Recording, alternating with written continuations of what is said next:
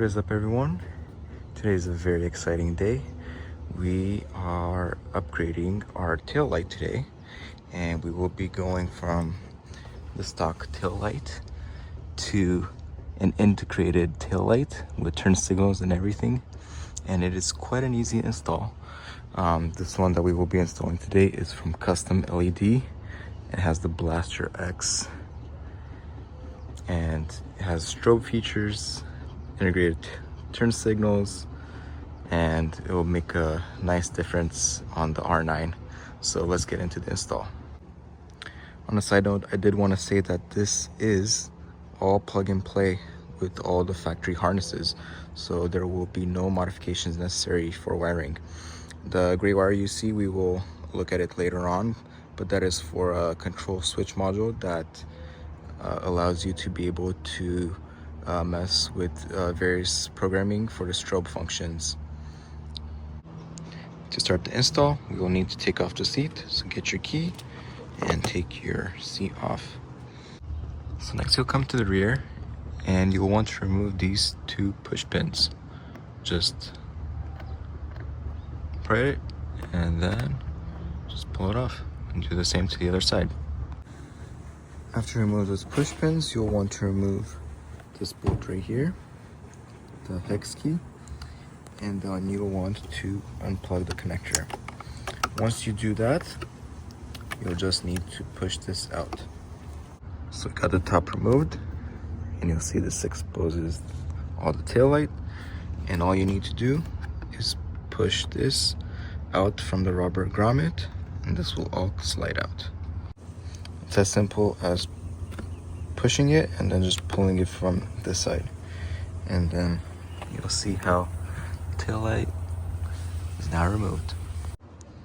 With the tail light removed, you'll want to carefully unpeel these foam from the old tail light, or if you have new foam, and supply it on the new tail light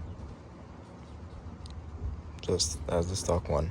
That way there's no movement when you install it. Once you have the main harness connected, that's all you need, and your brake light is now working. And when you press brake, you'll see that strobe function. Now we'll also be planning on getting rid of the tailpiece, so we'll just be moving up the turn signals now as well. So in order to do that, we'll start off by removing these two push pins. Once you remove those two push pins, you'll just pry this off.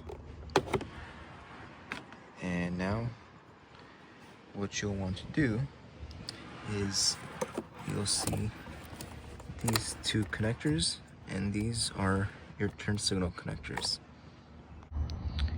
Now, as far as connecting the harnesses, the green wire is for the right turn signal, will be for the white connector, and then the brown wire is for the left-hand turn signal, and that'll be connected to the black connector. And just so you guys can see what this looks like, so this is just brake, just idling, this is brake with the strobe, and then this is right. As you can see, there's a clear distinction between the left and the right side. So this is right, and then left hand. So out of any other integrated taillights option, the nice thing about this one is that it's super bright, strobe function, and the fact that the turn signals are very clearly separate and distinctive. Now, as I did mention at the beginning, there's also a gray wire that you can use to connect to this switch, which is an extra like $12, but wiring this switch gives you the flexibility of using the tail light and programming the strobing features, and using like a solid strobing feature as well. So it comes with nuts and washers, so that if you wanted, you can like make a hole and control it. but I won't be drilling the hole. I'll just be wiring it. The black wire goes to your negative terminal at your battery, which is under your seat, and then use this crimp connector to connect it to the gray wire. So using some crimpers, you'll want to strip a little bit of the gray wire and then insert it into the red connector. Then once you connect all the wires, you'll just want to use the crimper on your stripper and just crimp both sides. And all we have left to do now is just connect this to the negative terminal on the battery. In order to access the battery underneath, you'll want to remove these two screws. Then with the screws removed, you just lift up the seat and voila, there's the battery. Next, what you want to do is you'll want to remove this screw and then just put this connector right under the screw and screw it back on. And voila, it's installed.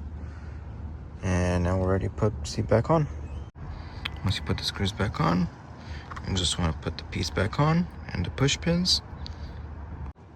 And voila, it's all back. So it's just the seat cover missing, but since I'm leaving the switch inside, let's see how it works. All right, so this is the instructions it comes with, and this is the items that you can customize. You can turn off the startup sequence with like strobes when you turn on. You can set the brake alert pattern, you can set the running light brightness, you can set the brake light brightness, you can enter demo mode, and you can reset to factory defaults if you wish. So if you follow these instructions, which are very thorough, you can accomplish what you want with the programming sequence. What I will be doing is I want to see what the brake light patterns are.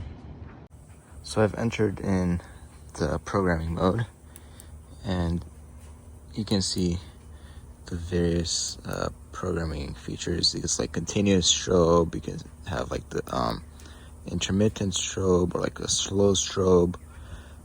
So the nice thing about this integrated taillight is the fact that you can program it and set whatever brake light pattern you want. So that is it pretty much. I am loving this BlasterX taillight, and stay tuned for the next video.